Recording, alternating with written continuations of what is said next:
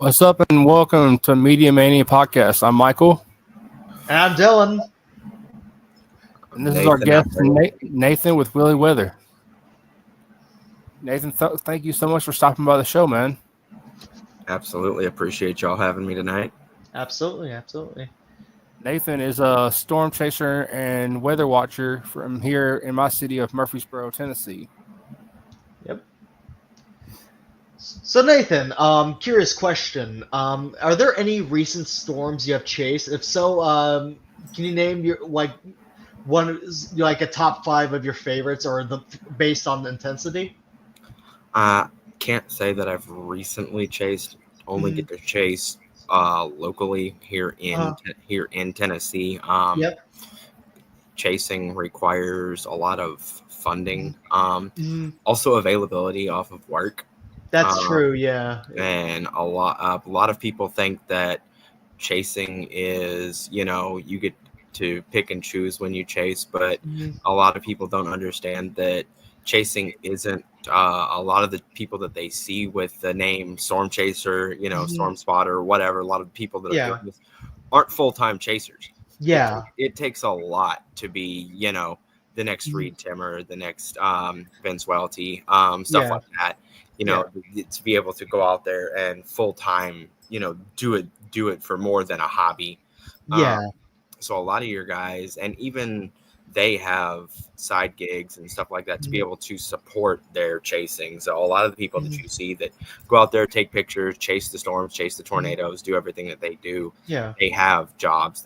People are nurses and people are electricians and people, they sell stuff on the side to support what they do. I, for instance, work in retail and chase locally when I can. A lot of it is just backyard chasing around. That's fair. Like Michael said, Murfreesboro, Clarksville, Nashville, down to McMinnville, Manchester, stuff like that. Yeah. Well, so I was actually, for the longest time, for about 15 years of my entire life, I was living in Chattanooga. And I remember in 2012, there were a lot of tornadoes that ravaged the Chattanooga, I think like southeastern or like eastern area of Tennessee as a whole. I know you're probably like Midwestern or middle Tennessee, but do you remember those kind of like incidents back then? And if so, what are your takes on those? 2011, 2012 for me was just getting out of high school. I'm a tad older than I do believe Michael and maybe you. No, it's fine. It's fine. I deal with older folks all the time. But I'm a tad older, and 2011, 2012 for me was just getting out of high school, but I do remember that. 2012, I think, if I recall correctly, was the Greenville, East Tennessee tornado. Yeah. That unfortunately claimed a couple of lives. I'd have to go look that up. Don't quote me on that, but I think 2012 was the Greenville tornado. Yeah, I think that might be the one I'm thinking of. Maybe it was also like in the course of. I'm sorry for interrupting, by the way. I was probably in the course direction of Chattanooga as well, and it was just unfortunate circumstances. Yeah, and I might be thinking of the Greenville tornado might have been from April 27th, 2011, because we did get hit that year or that day too. Just Alabama got it a lot worse than we did. Yeah. But either way, it was either 2011 or 2012. I'll look it up here and when I get a chance. And of course, Greenville got hit late at night, 6:30, 7 o'clock at night. Jesus. And unfortunately, some lives were claimed, a lot of injuries, and per usual here in the South. If I recall correctly, it ended up going through a mobile home park, and that's where the lives were taken. That's a lot. That's a lot of the problem here in the South is we have mass congregations of mobile home parks. So it doesn't pick and choose. It's not choosy, but it doesn't have a choice. It's going to hit a mobile home park 9 times out of 10. Yeah, I mean, in North Carolina, it was like last year that that Asheville got a really very bad hurricane. I forgot which hurricane it was. There was a lot of names for them and whatnot. It was actually passing through outside my house. When it was going up to Asheville and whatnot, it was really spooky. But Yeah. what's up? I was gonna say it was Hurricane Helene. Like that's Yeah, Elaine, that was yes. Helene. Yes, that's right. That's right. I remember now. And there's also like a mobile home park down the road from like literally where I live right here, and I can't even imagine, like a tornado ripping through like just within close proximity of me. That's scary. Michael like and Michael and I had one Hmm. March 31st. That day'll live. We were talking about it. That day'll live in infamy in my brain. March 31st, 2023. Oh wow. 1:30 in the morning. I'll never forget it. 1:30 in the morning, and it started. I could hear it, hear the whistle, and feel the house shake. Started right over my house, Hmm. and a couple of friends of mine, sent me a screenshot of somebody's Ring doorbell camera. That's about 4.5 miles down the road, of the funnel cloud. Oh my Kind god. of just kind of hanging there or whatever, and then it went a couple miles down the road, about 8-9 miles down the road, closer to Michael, and Holy and shit. yeah, ended up mhm. touching down and doing its little thing as an EF2, about 115, 120 miles an hour. Luckily, that's more of a rural kind of area down there. Not Yeah. terribly many people live down there, but still Yeah. enough, for 1:30 in the morning. Yeah, to think, like a tornado could have possibly hit Michael, and it's just like media moguls wouldn't be as big as it is right now. You know what I mean? Yeah. We have. I saw a report the other day, Michael, where we've got, I think it's 385 to 388,000 people here in the county that we live in. Hmm. So you get, unfortunately, you get a tornado around here, somebody's getting impacted. That's Oh for yeah, sure. definitely. Yeah, I especially in a place like Murfreesboro. I was awake that night the tornado came through. Because I have insomnia and I was just up. I knew it was storming outside, and I opened my opened my screen door, Mhm. and like Nathan said, all you can hear is like a roar of a train. Because Oh uh, God, I don't yeah, know if any of y'all are country music fans, but if you listen to Luke Combs, one of his new songs from the new Twisters movie is yeah, it's called "Ain't No Yeah. Love in Oklahoma," and he'll tell you in the song, all you'll hear is the whistle of a long black train. yeah. I like Joey Roll's song from the Twisters movie. That's for sure. It's gotta love Joey Roll. I mean, I sit And there and I me, do in my free time, and Michael, I'm up, mhm. 1, 2, 3 o'clock in the morning. That's Mhm. all I do. Sit there and binge watch tornado videos and Mhm. binge watch, weather videos, this, that, and all the other on YouTube. And Yeah, the people, they interview the victims and they interview the survivors, and yeah, that's a very common theme that these people put forth in their interviews. Is yeah. it sounded just like a train. Yeah, it Mhm. sounded just like a train. We heard the train coming, and that's what it sounds like. Yeah, it's like, when I was uh, living in Chattanooga. Oh, sorry, go ahead, Mike. I was gonna say one of the things they tell you. I've seen it in Nathan's group that he runs. When the Mhm. bad storms come through, they tell you bras and teeth, people, bras and teeth. Yeah, Oh, yeah. yeah. Tornado season, uh, for us, March, April, and May, and then again in November. Bras and teeth season. Oh, yeah. Is it Philippines? Yeah, because when you I get it. have an auditory Yeah, or so. we call it bras and teeth season down here, because you get hit or something like that, and it's an inside joke for the less fortunate neighborhoods, because you Oh, get you get hit by a tornado. What's the first thing that's going to happen? The media is going to show up and, oh, we're here to report on such and such neighborhood in downtown such and or in the outskirts of such and such town. Well, we're a bunch of southern country bumpkin folk, so bras and teeth, bro. Put your oh my God! I understand it now. put your dentures in, put your clothes on, and make sure you got a bra on when them cameras show up. I like how you said dangerous because I actually have Invisalign on. Make Me or sure. Nathan could tell you the story of Nashville, Oh the yeah, 2020 Nashville tornado. I think I heard One of about the that. most I don't one of the know. most infamous tornado videos, in my opinion. I don't know if you've seen it, Dylan, but there's a guy. He was working in a sky crane that night, Oh and my he god, was I think up I there remember videoing that. it. He was up there That Holy videoing was- it, shit! and me and Sorry, Nathan Mike. were talking about it. You could not have paid me to be in that crane that night. You would have to give me hazard pay and a half. You couldn't pay me if it was blue skies and 75 degrees out there. I don't. Yeah, no, like heights anyway. same. I'm It's good. like I would rather shit in my hands and clap while in front of a theater than ever have to work in a crane like that, especially in a fucking tornado. Dude It was makes at nighttime too. dude makes so much money to be, that high up and in a crane and all this other stuff, and then all of a sudden it's pitch black outside and he looks over to the left and he's like, oh my god, that's I don't care, 75 degrees outside, sunny blue sky, you couldn't pay. I don't care. Although I guess the kids nowadays say, he gets paid an infinite amount in aura farming or whatever. Yeah, you couldn't pay me enough to do that anyways. But yeah, the 2020 agree. tornado, the 2020 tornadoes, which was one cyclic supercell that just kept dropping tornado after tornado after tornado. Oh my god. Like I've told you, Michael, that night made me mad because it was and this is why we tell everybody, the tornado risk is low, but it's never zero. Exactly. Because it can happen.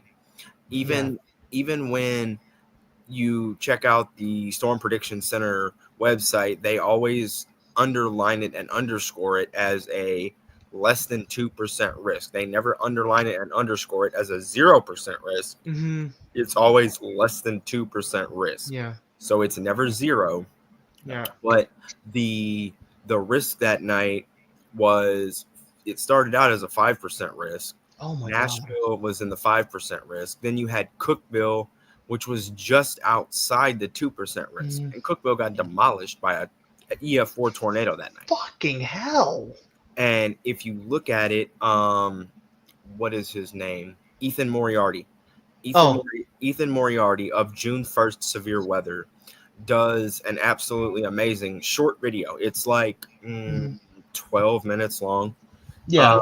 Of the actual warning time that the people of Cookeville had to get to shelter when this EF4 is bearing down on downtown Cookeville. Luckily for downtown Cookeville, it lifted like a mile west of downtown, but you still had the fact that the people in the path had basically 4 minutes to actually wake up in the middle of the night.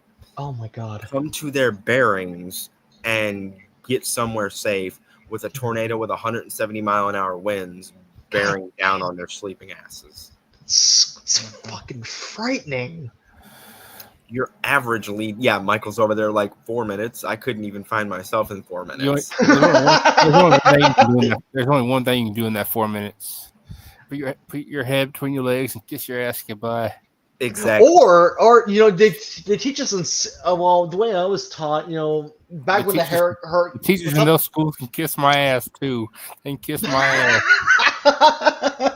That's one of them times you better hope that you had those 4-legged metal desks and you just hop under it. Or just hope you have a basement at home, because we have a very big basement downstairs here at my parents and I's house. And basically, when the hurricane was passing through, my dad literally instructed me, if things get very intense down where I live, take the dogs, take as many cats as you can. We have like 6 cats, but I would still take all of them and get downstairs. We also had like an elderly dog we were taking care of at the time, and just make sure everything is okay, because time to go move in with Dylan. He's got a basement and they see less tornadoes than we do. Dylan, we're coming for you. I'll pay. It's like the Booker T, but we can't say the word and whatnot. I'll pay rent, but we're coming to your house. Well, that's the thing. It's not my house. We don't have basements here. Yeah, we don't have basements Oh here. my god. Well, that's the thing. It's not my house. I mean, That's part of our problem is we don't have basements here. Yeah, we're on it's never such too late flat. to invest. We're on such flat ground. Oh god. Well, that's perfect for basements, you know. But see, that's part of the problem, and a lot of what people don't understand Mhm. is we have a lot of bedrock, a lot of limestone, Oh. and we are below sea level. Oh Jesus. So you run a risk of, not only do you run a risk of flooding, Oh. but you also have to have, if you look into it Mhm. a little deeper on a deeper level, Uh-huh. you have to have a special tool that breaks up the big bedrock, the sheetrock that we also have, and the limestone. So that's going to bring in an extra charge Yeah. to install your tornado shelters and install your basements in your houses. You Yeah. look up your average tornado, an average tornado shelter here for just two people to get in runs about $4,500 to $5,000. Well, fucking hell, Jesus.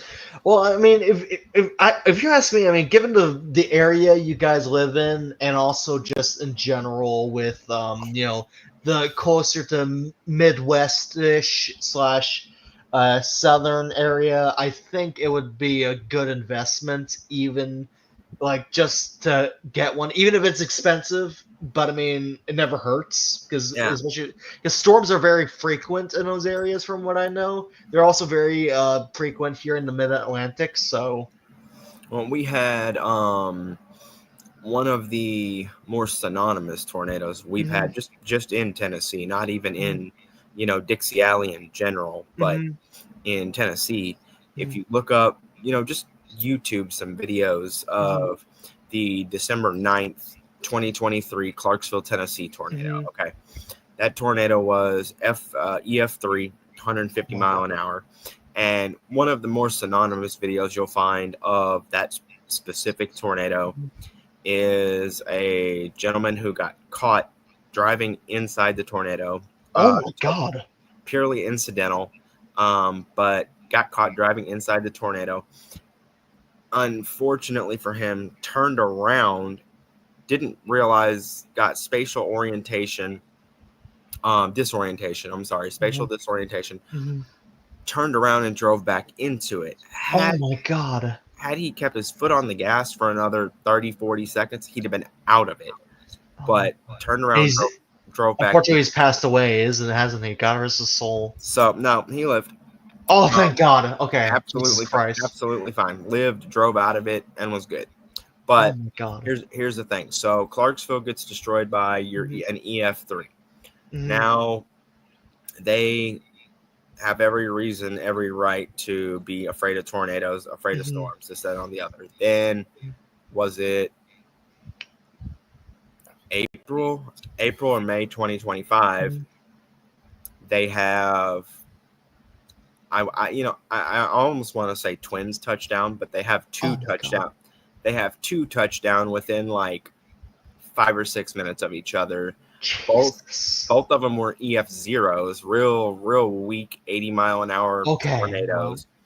But the fact remains, they had more tornadoes touchdown 2 years after an EF3 destroyed their town, took 4 lives and injured 10 or 12 people. Oh my God. So from the time that the EF3 touchdown, the local tornado shelter businesses have been absolutely sold out and absolutely booked. They can't, people are getting tornado shelters left and right. They're booked. They can't, build fast enough for the city of Clarksville and Montgomery County. Yeah. It's an incident that when that happens, you've almost got to have, 30, 40, 50 tornado shelter companies or more to meet the demand. And we're no Oklahoma, no Texas, no Kansas by far. We average about 30 tornadoes a year, 10 in West Tennessee, 10 in Middle Tennessee, 10 in East Tennessee. Yeah. Well, it's a perfect trifecta, I'll say that. Sorry for Cough, Joplin, Missouri. Yeah, Joplin, exactly. I actually got accepted into MTSU a couple years ago, but I mean I haven't gone there. Are we having an overactive season? A tad. We've probably got right around 40 tornadoes right now. Oh my god. And we still have November to go. Oh Jesus. Better get ready, Mike. Give me the worst. I'm gonna be at Dunes. I'll be at Dunes if you need me. We have March, April, and May as our peak season, and then we have a secondary spike in November and early December. Yeah, because I think it's like the fall and also the midsummer are like peak perfect conditions for storms and tornadoes. Yep. Our early spring our spring through early summer, and then our fall through early winter. We've really been seeing more tornadoes, honestly. Yeah. In December than we have November. I mean, statistically speaking, yeah, it's November, but the last couple years we've been seeing a statistical spike in December. Because I mean, December 10th, 2021, Mayfield EF5. Yeah, you can say what you want about that. They rated it an EF4, but I mean, it might as well have been an EF5. They rated it an 195 mile an hour EF4, but I mean, fucking hell. I'll argue that one all day long. Oh, I do. I'm sorry for the quick side tangent, but you seem to know a lot about the tornadoes and the storms, even it might seem you do it as a hobby and whatnot because you have like the retail job and whatnot. What exactly? What are the exact differences between the numerous EF rankings and whatnot? So the EF scale, the Enhanced Fujita scale, is a damage scale. Oh, okay. That has wind speeds attached to it. So what they do is the tornado touches down. Okay, it does its damage. And then the National Weather Service offices go out and they survey that damage. It has wind speeds attached to it. So EF0 is 65 miles an hour to 85 miles an hour. Okay. EF1 is 86 miles an hour to 110 miles an hour. EF2 is 111 miles an hour to 135 miles an hour. EF3 is 136 miles an hour to 165 miles an hour. EF4 is 166 to 91. And then, or 190. Yeah. And then your EF5 is going to be, no. I'm sorry. EF4 is 166 to 200. Oh my God. And then EF5 is anything 201 plus. Oh, Jesus. So, sorry, I was working off memory there. We can. No, it's fine. It's fine. As long you obviously know a lot about this more than I do. I was working off some muscle memory there, but yeah, no, it's fine. I've seen where, you also have land spout tornadoes. That is a non-supercell tornado. You have water spouts. Stuff like that. There's other classifications of tornadoes. You have gustnados, stuff like that as well. Yeah. But the EF scale, which causes arguments all the time, everybody, in my personal opinion, if you've been affected by a tornado, you've been hit by a tornado, whatever, the rating doesn't matter at the end of the day. Yeah, it's about the people who are now with us and whatnot, and also the damage. You can go up and ask, anybody in that whatever mile radius, whatever mile path length. Yeah. Hey, what do you think this is rated? Hey, do you care what this gets rated? And they're going to look at you and laugh, or they're going to look at you and cry until you get out of their face until you know. Yeah. Some people, there's arguments all over the weather community, this, that, and all the other about the way, it should have been this, it should have been that. And they're basically, they're all looking at pictures off Facebook, off Twitter, off Instagram, off Reddit, off, various social media sites. They're not sitting there at the damage site. They're not helping survey. They just basically know. So the enhanced Fujita scale works off of again, don't quote me, but I think I want to say it's 66 damage indicators. That's too much. I'm just saying that's too much. These damage indicators, well, I mean, you have to think. That's fair. You have to think, and here's what I'll say. You have a single wide trailer, you have a double wide trailer, you have a single family home, you have a double family home, you have a 1-story building, a 2-story building, you have duplexes, you have you have Walmarts, you have Targets, you have you have so much. You have hardwood trees, softwood trees. You have so much stuff that is in the way that can get hit, and it's only when these tornadoes unfortunately strike stuff that they can assume and attain their ratings. So if a tornado touches down in a crop field or whatever, carves a 500, 600 yard path through this crop field and doesn't touch anything, most likely it's going to get rated EF0, EF1. Even if there's video showing showing definition, showing violent motion, showing vortices, stuff like that would signify that it had potentially violent motion, that it was a potentially violent tornado in the range of EF2, EF3 plus. And that's where a lot of your arguments will come in, where the EF scale is flawed, which to a degree, it is kind of like the BMI system, but for weather and whatnot is what you're saying, right? And I mean, it is, but it's what we have to work with at the moment. It is that's true. There is a modification process underway. It is being revamped. We do know this. Fair enough. Do we know the release date? Do we know anything? No. Anything about it? It'll take years, probably. So I mean, it took the original creator Ted Fujita, who it's named after, years to create it. So we could only assume that it's going to take an extra amount of years to get this process underway, and they're going to streamline it the best that they can. But again, these are the processes and these are the requirements that each National Weather Service office has to go by to get these surveys done and rate these tornadoes. It's not like they're just sitting there pulling the ratings out of their left ear. They're not. It's like, I was gonna say something. I forgot what it was. But it's just like, I remember. Let's not forget, technology also has advanced. I don't know when Fujita was around. It was probably like 50s or 60s or something, maybe post World War II Japan.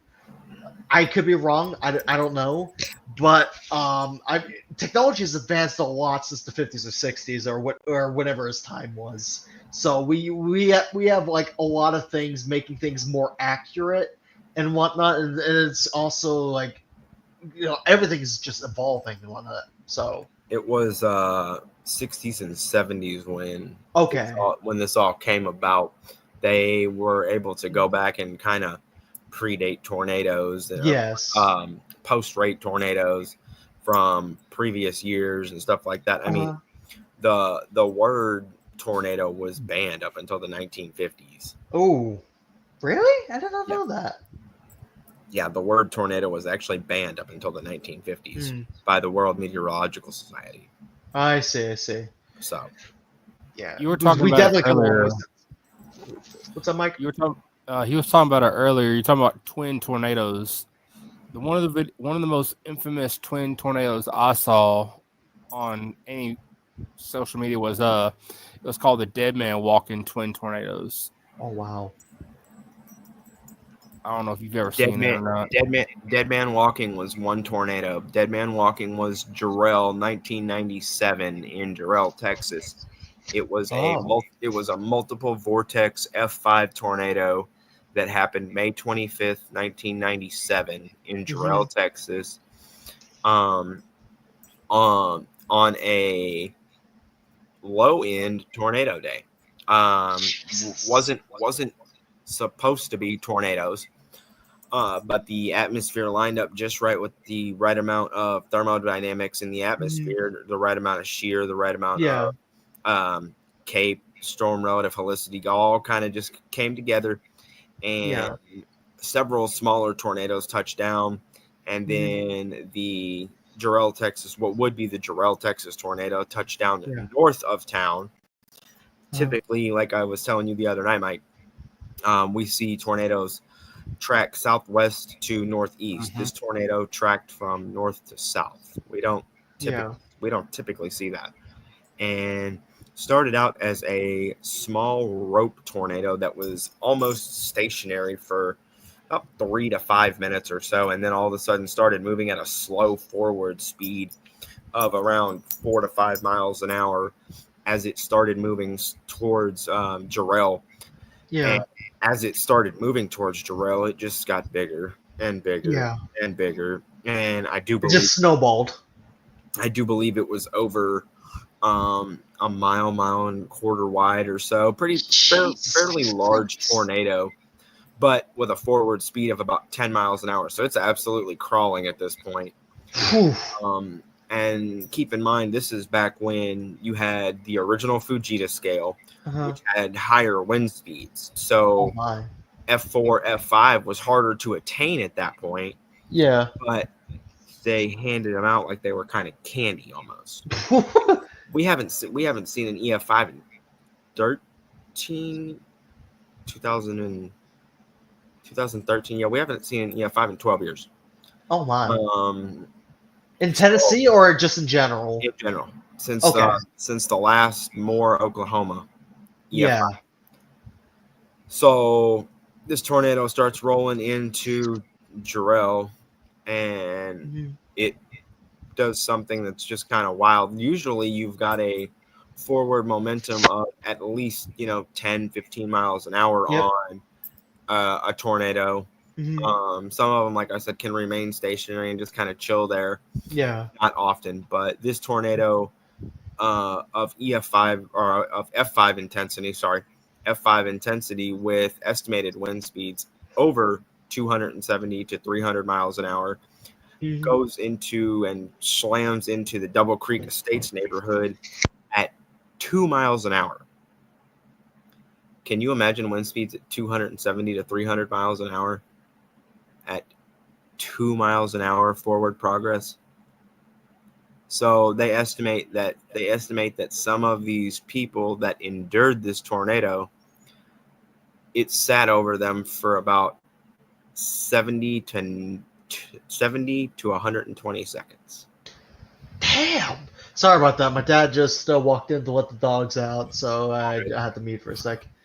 So if I could send you a couple of links to the Jarrell tornado. That works. But the Jarrell tornado, they ended up, the people that they found,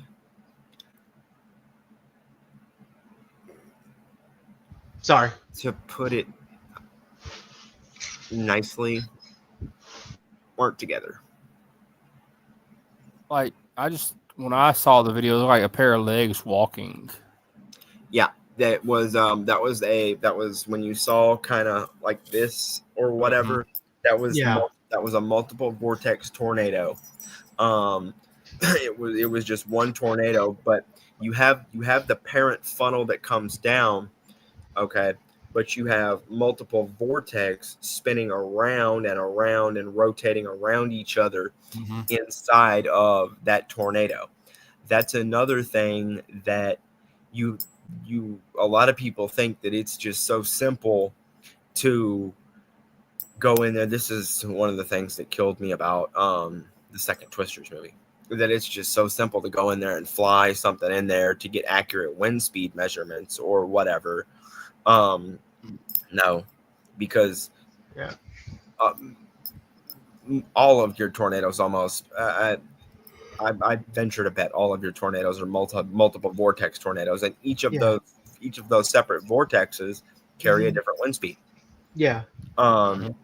I wasn't yawning because I was bored. By the way, it's running a little bit late. I'm just sleepy. It's 9 o'clock over here, so you have to sit there and figure out which vortex is the one that caused the 135-mile-an-hour wind damage. Which yeah. vortex is the one that caused the 170-mile-an-hour wind damage? Blah blah Uh-huh. blah. So we can't just go in there and pop out some kind of flare or rocket or something of that nature, Yeah. because you also have the parent funnel, which is Mhm. spinning around at 25-30 miles an hour forward Mhm. progress, that's going to capture whatever we try and pop in there Mhm. at and deflect it away from all of the vortices that are inside of the parent funnel. Mhm.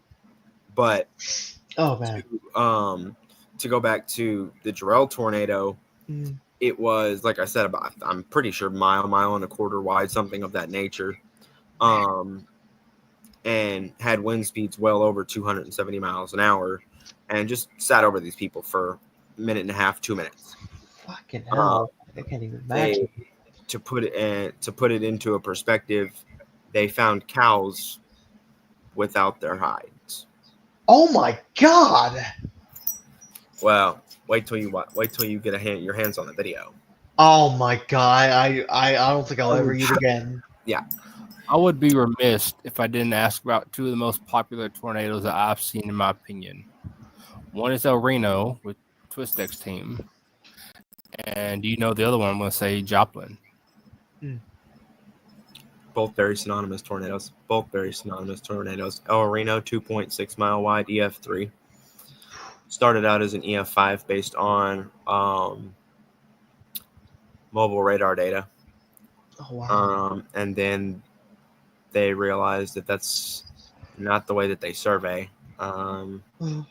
So they deducted that from the survey and did a physical survey like they're supposed to do, Mhm. and took it down to an EF3 based on damage. Uh-huh. Because mobile radar data had, I do believe, wind gusts over Whew. 250 miles an hour, which easily popped it into EF5 status. Oh man. One of the most synonymous photos with that tornado is, if you look close enough, you can see the Twistex team's car in the tornado. Like, you can see the headlights shining out of the tornado. Yeah. Oh my god. That was the day that changed tornado chasing forever. Is El Reno, when Twistex had their lives taken. Oh god. But I mean, it changed the way that a lot of people chase, how close they get. What can you really do when you have a 2.6 mile wide tornado with Bearing deviant down. motion that Man. is going north, south, east, southeast, northwest, Yeah. whatever it wants to do. Yeah. And you're trying to figure it out while trying to stay out of the path. Mhm. And it just overtakes your car with one ill-fated move. Yeah. There's nothing you can do about it. And then Yeah. Joplin has been one of my long-standing favorite tornadoes. It is a stark reminder that warnings need to be taken seriously, and that you can't rely on tornado sirens as a sole methodology to warn you of an incoming potential tornado or an incoming tornado that's actually been spotted on the ground. Because they did everything correctly for that tornado.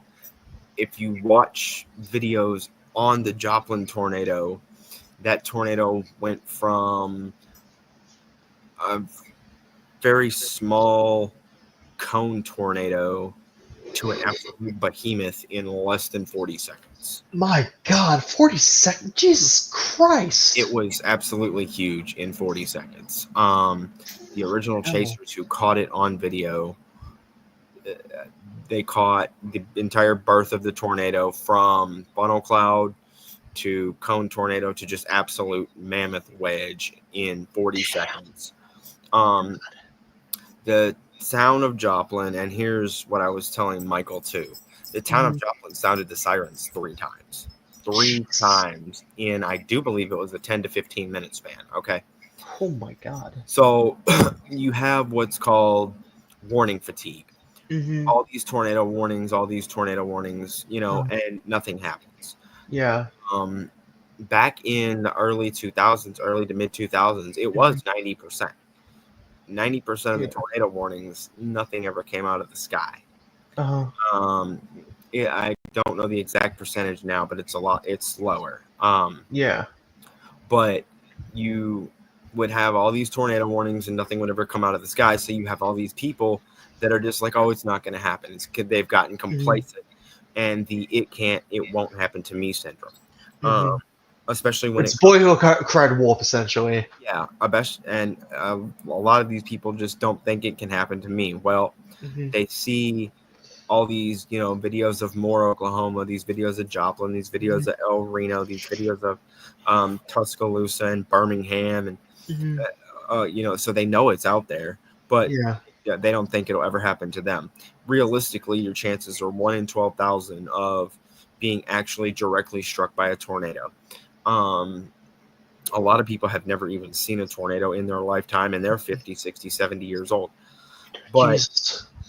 they sounded those tornado sirens 3 times for the city of Joplin. Now, the 3rd time they sounded those sirens, people claim, well, we didn't hear them. We never heard them. They never went off. That's because the tornado was in town already, over a mile wide, and it had taken out at least 2, possibly 3, if I recall correctly, of the sirens. Fucking hell! You're not going to hear sirens that aren't there. You're not going to hear sirens that have been ripped out of the ground and are violently rotating through the air, being flung at you, used as projectiles over 200 miles an hour. Yeah. A lot of the people that day, if you want to, I recommend go watching the documentary on Netflix they made about it. But a lot of the people that day, they were at a high school graduation and inside auditorium where it was loud because they were announcing people's names back to back. Yeah, the Joplin documentary is really good. There's another one too that I'll send you, Michael. It's on my phone. I will never. The author unpublished this documentary, but I still have it in my history. It's one of my favorite Joplin documentaries. It's a perspective from the survivors and the first responders from Joplin that day. It's about an hour long. But if, you know, just my opinion, if the sirens get sounded 3 times and you still haven't taken shelter, what the fuck are you doing, essentially? It's natural selection. You're taking your life into your own hands. Yeah. You're really taking your life into your own hands at that point, because people have this misnomer, this misconception that you can sit there and you can rate a tornado based on its size, how wide it is, how big it is. You can't. You can't, no. I implore you to look up the Elie, Manitoba, Canada 2007 tornado. Small drill bit tornado. Very small drill bit tornado. Don't think it ever got any wider than 1/4 of a mile wide, maybe, if that. Tell me what you think that was. It ended up being an EF5. And it wasn't any wider than, I think, 1/4 of a mile wide at its widest peak. Okay. Jesus. So it wasn't, you know, very wide at all, and it absolutely packed a punch. One of the guys do what, Mike? I was like, one of the guys that you run the group with, what's his name? Cody. He's a first responder, and they just had a tornado down in Alabama. What, 2 months ago? Yeah. 3. It was like a nighttime tornado, nocturnal. Yeah, it was during an outbreak in late April, May I think or April. late April, early May. Yeah. But and then we've seen tornadoes that are, you know, 2, 3 football fields wide Mm-hmm. that run in and come in, and they were throwing 90 to 95 mile an hour winds. So that's Mm-hmm. another common misnomer too. Mm-hmm. You can't sit there and look at the tornado and be like, oh, okay, that one's gonna do, a lot of damage. That one's an EF5. That one's an EF4. No, common misnomer. One of the things Nathan told me is a lot of our Tennessee tornadoes that we get, a good bit of them are nocturnal. 46%. So almost half. That has a lot to do with a lot of our tornadoes happen in, again, the spring and the fall. Our big 2 seasons. So you have to think, we don't hit daylight savings time until what, mid-April? Mm-hmm. Mm-hmm. And then right there in the fall, we go back to central time. Mm-hmm. We go Yeah. back to Central Standard Time. Yeah. So a lot of our systems originate out west or to our northwest, Mm-hmm. up in Illinois, Indiana, Missouri, Kentucky, whatever.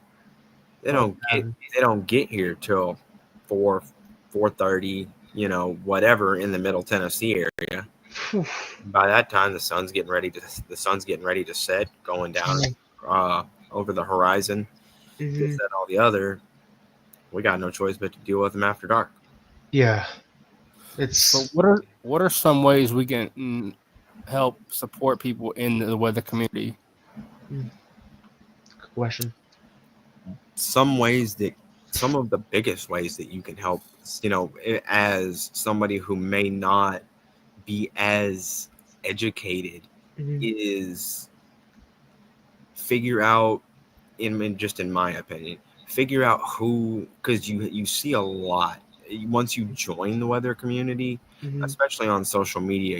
Yeah. The way that the algorithms work is that, of course, your page is inundated with ads, and you're inundated with these new pages to follow and Mm-hmm. these new people to follow, and you're finding new stuff every day. Mm-hmm. You figure out who is legit, who has the good information, who is doing it for the greater good of the people, and sharing the legit information. Yeah. They're not doing it for the clicks, likes, and views, because Yeah. you'll get those people, especially, you'll see Yeah. with hurricane season coming up. There is a system coming up that we're getting ready to start watching next week. Probably doesn't amount to much. That you'll see somebody post one model run of the GFS or the Euro or the Icon or Yeah. the UK Met. The UK Met's not terribly reliable, honestly. Yeah. The Icon can sniff things out every once in a while. But they'll post one run. Okay, they'll run through it once, and they'll find something and they'll post it. And they'll post something about, oh my God, here comes this, check this out, blah, blah, blah. Mm-hmm.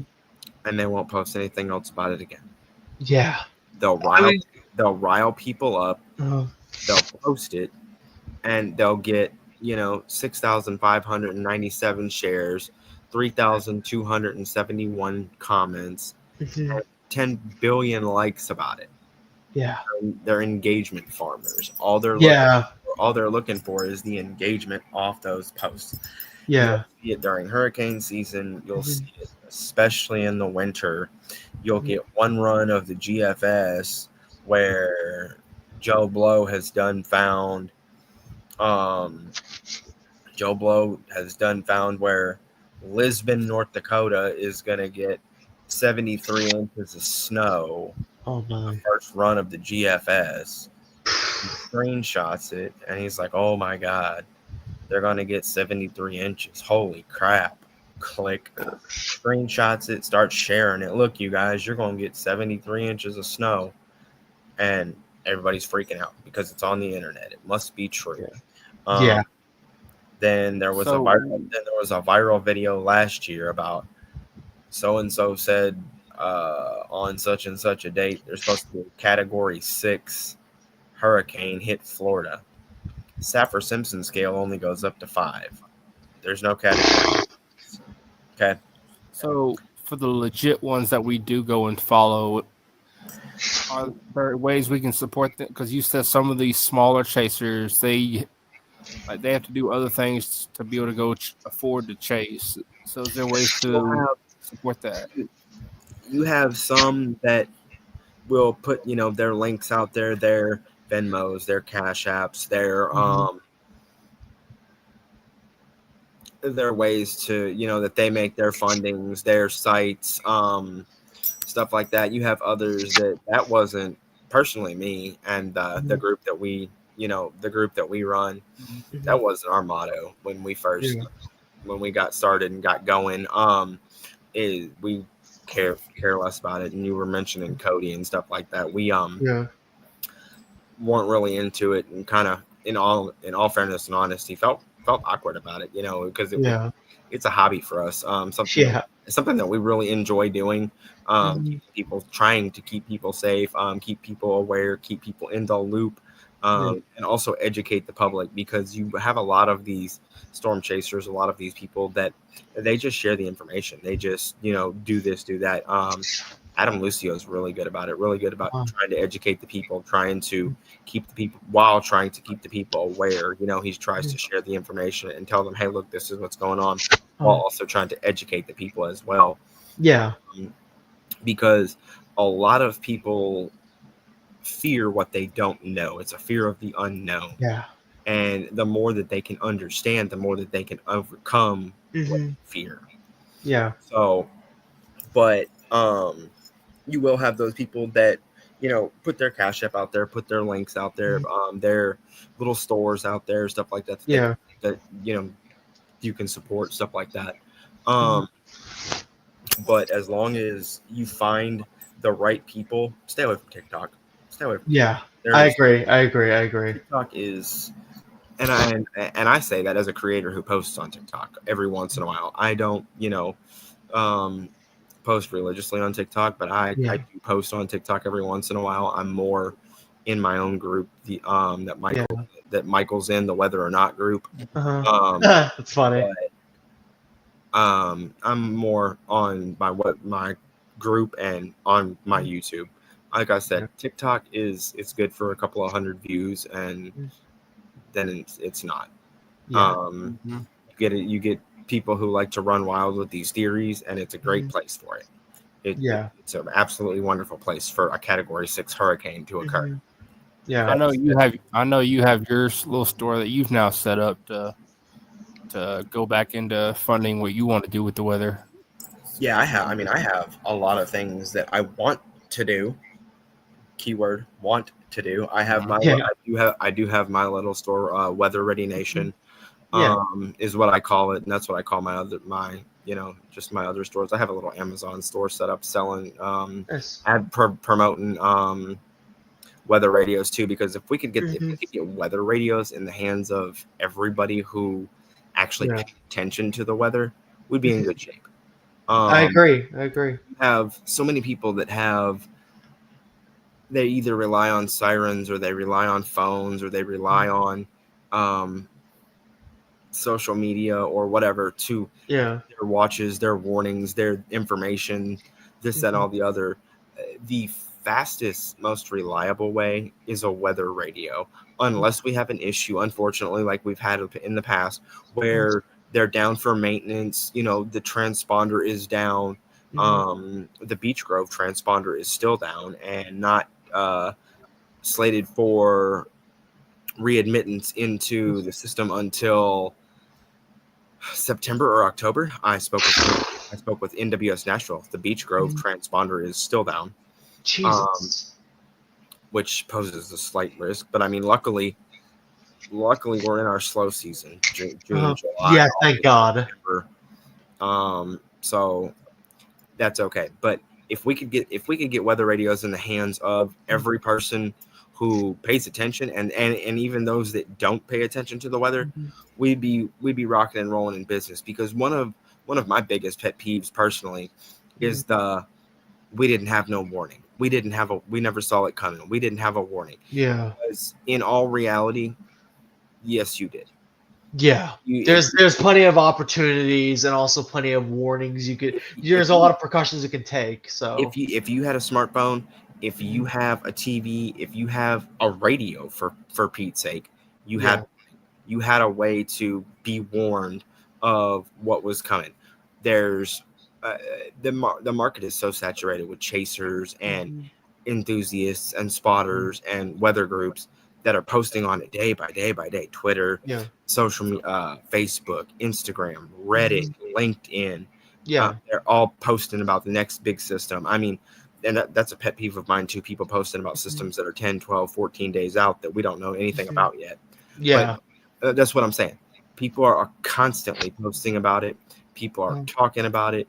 So there's no way that nobody had any kind of warning. Nobody saw it, didn't see it coming. Yeah, I mean, shit. Every time I watch Friday Night SmackDown, or at least like Raw at some point before I went to Netflix, I actually saw an active warning from my local news station, and checking, and it's like I see a warning for tornadoes and whatnot for certain counties. And unfortunately we're getting away from that. We're getting away from the broadcast meteorology portion of it. It's going downhill. I think that we're going to start seeing a lot more of it being streamed on, streaming networks and YouTube and this and that. Do I think that broadcast meteorology is going to go away completely? No, there's always going to be a spot for broadcast meteorology. Nobody knows your background, your neighborhood, your road network, this and that, like your local meteorologist.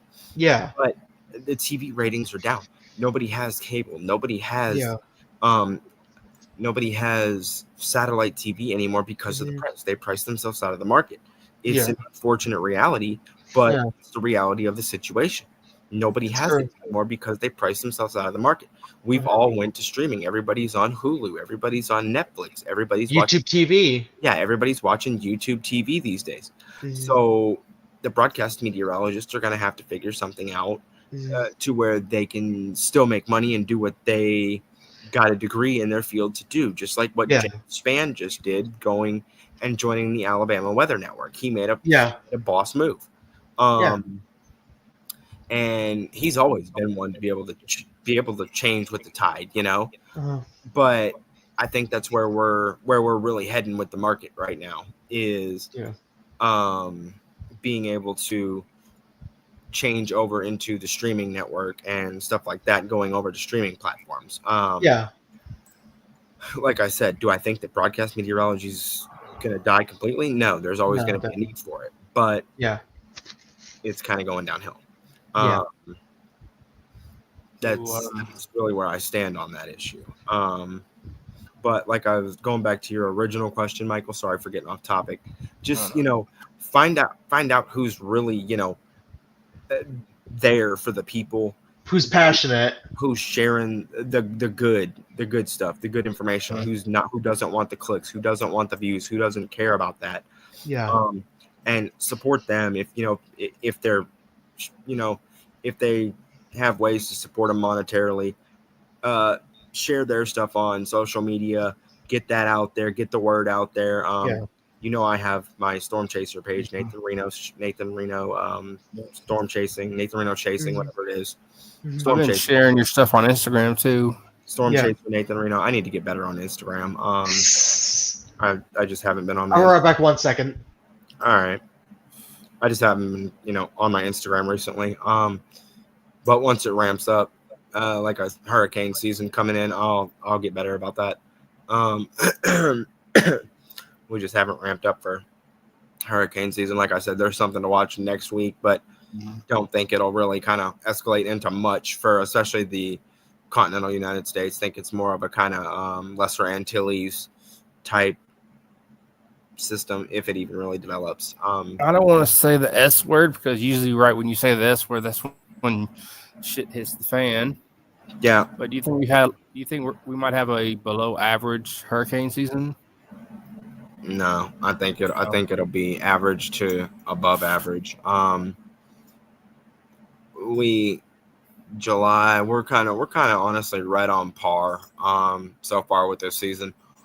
Um, a lot of people think, oh well, hurricane season started in June, and we haven't really seen much, so it's going to be slow. 90% of our storms are from August through October. So Okay. we got the next, 60 to 90 days. 90 days to really crank it up and start seeing what's going on, especially as the Saharan dust starts to wane, the Mm-hmm. shear starts to wane, and conditions become more favorable in the Atlantic Ocean. We are about to see another round of Saharan dust creep its way in here towards the end of July, first week of August. So conditions won't be as favorable the first week of August, but after that, we'll kind of see where it takes off and goes to. I know. I was gonna wait on Dylan to get back to start the next talk because we were also planning on doing the Aussie because since Aussie passed this week, we're gonna do a little small discussion for a little thing for Aussie. I guess so we can go ahead and get started because Aussie, like I told you the other night, I'm a metalhead. I love metal. It's my favorite genre of music. Right. And one of the very first songs I heard by Ozzy and Black Sabbath was in the Marvel Iron Man movie, the song Iron Man. And from that moment on, I was hooked on Black Sabbath and I was hooked on Ozzy. And I went back and I found as much Ozzy's music and I made a playlist for Ozzy. My parents introduced it to me when I was younger, when I was, I don't know, 10, 11, 12, something like that. And Ozzy, I don't care who you ask, they'll all tell you the same thing. He was the godfather of metal. He really was.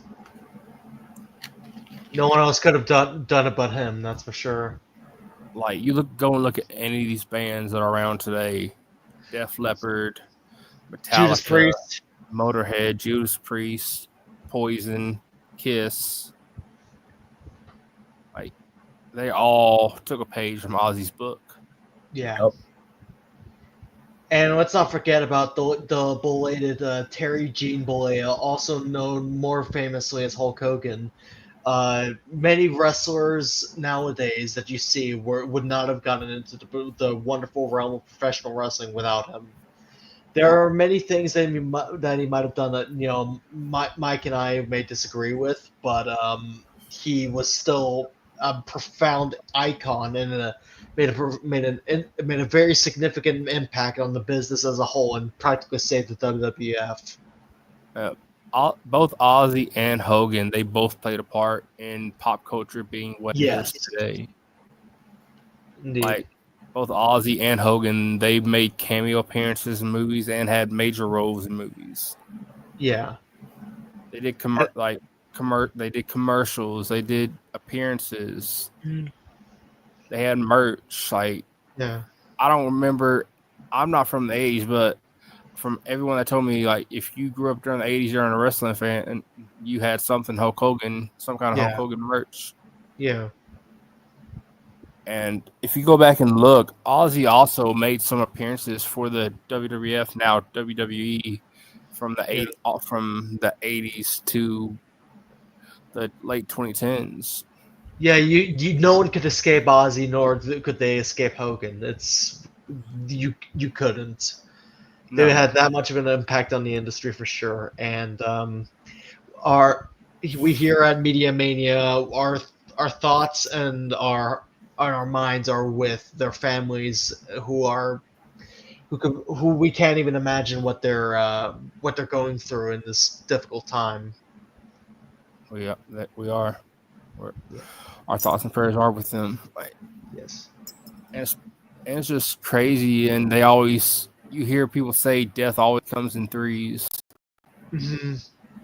Then because you also had Malcolm Malcolm Jamal Warner, yes. Malcolm Jamal Warner from the Cosby Show. He played Bill Cosby's son in the show. He tragically drowned in a riptide.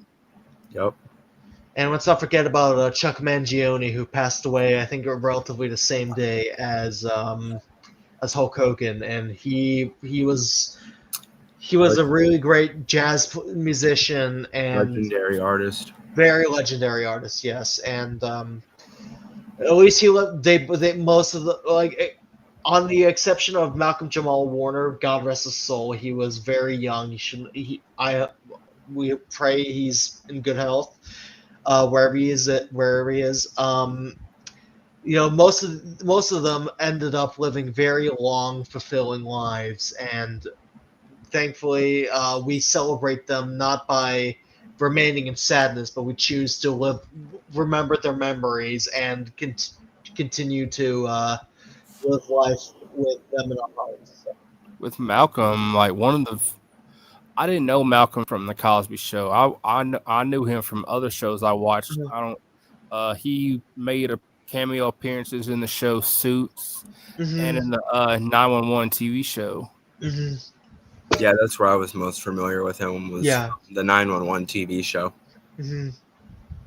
Yeah. And Nathan, he's gonna get a kick out of this, and then come in the fall when 911 Nashville airs. Yeah, that'll be fun. That'll be fun. They shut down the whole Sky Bridge in Nashville to make a tornado scene. I don't know if you saw that. I haven't watched 911 in a good while, and then I saw where they're making the tornado scene, and I was like, okay, all right, I think I'll support it again for maybe one episode. We'll see how it goes. I wonder if they're gonna do like a flashback episode with like the Nashville tornado, or do something like that, like just a flashback episode.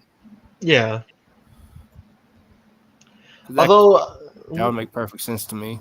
Yeah, and let's not forget about while we're on the subject of pop culture, let's not forget about the recent Fantastic Four movie and whatnot. No spoilers from myself or any of us. I'll just say the Marvel Cinematic Universe has definitely got a lot in store. There's been a whole meme because they did the skins on Fortnite. There's been a whole meme going around. Oh, I know what you're talking about. I guess you could say those skins are European. I guess they didn't. I guess the marketing team, whoever decided to do that, did not word it right. You could have just put the number 4 and then it would just be done with it. Although that might not have made it any better. It's just what are you doing? Or you could have just stolen Fan 4 stick and just have one of the A's be a 4. Well, like the shitty 2015 movie. You could have just done Marvel Fortnite skins and left it at that. There you go. You know, for the longest time, I didn't realize that the Fantastic Four were Marvel or even X-Men. Unfortunately, there's a reason for that. Is like they couldn't get the rights to it for the longest time. Yeah. Just like with Sony, with Spider-Man. Oh my God, Sony. Jesus. Let's see. In your opinion, Nathan, like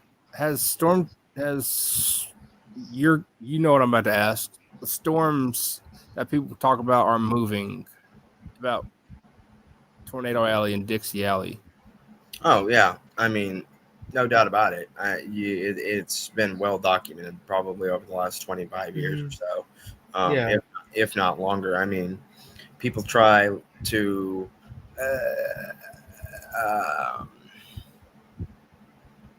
engagement farm with the headline that Tornado Alley is shifting. And again, it's a conversation that I've had a couple times that's well documented, that you can't shift a physical location on a map. Tornado Tornado Alley is Oklahoma, Kansas, Nebraska, Minnesota, North and South Dakota. Yeah. Part of Wisconsin, if you wanna be technical, okay. You can't shift it. You can't take that away. You can't move a physical location on a map. Okay. Yeah. You can move the storms. The storms can slide east, and that's what they're doing. Storms sliding east, along with the jet stream and the thermodynamics, the ingredients for the storms. The storms are sliding east. The Tornado Alley, no, you're always going to have Tornado Alley and Dixie Alley and Hoosier Alley and the Midwest and all these different alleys that are prone to tornadoes or severe weather activity, but keep Dixie Alley and Tornado Alley and Hoosier Alley and the Carolina Alley. Keep them all separate. Don't congregate Tornado Alley and Dixie Alley together just because one year Ohio and Indiana and Illinois and Kentucky, they're all above average in tornadoes, and a couple of them had triple digit numbers. New York set a record for most tornadoes in a season. Don't lump all of these states into Tornado Alley all at once, because Tornado Alley is going to be Tornado Alley no matter what what you do. It's going to consist of, again, Oklahoma, Kansas, Nebraska, Minnesota, North, South Dakota, and Wisconsin. Yeah. So if you had to leave our listeners with one thing today about being weather knowledgeable, what would that be? Weather knowledgeable?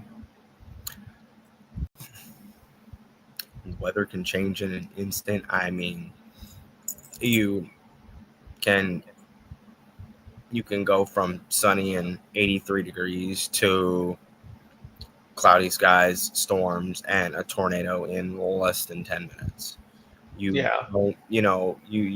don't have to sit there and have it can be sunny, 85 degrees. Next thing you know, you look over and look behind your back, and there's a tornado that 500 yards behind you, roaring towards you. You have no idea what's coming next. Weather changes in an instant. The atmosphere is volatile. Make sure that you are constantly, weather aware, paying attention. Just because your cheap little iPhone app says it's not going to rain doesn't mean it's not going to rain. Your built-in apps on your phone are terrible, and I'm going to leave it. Yeah. All right.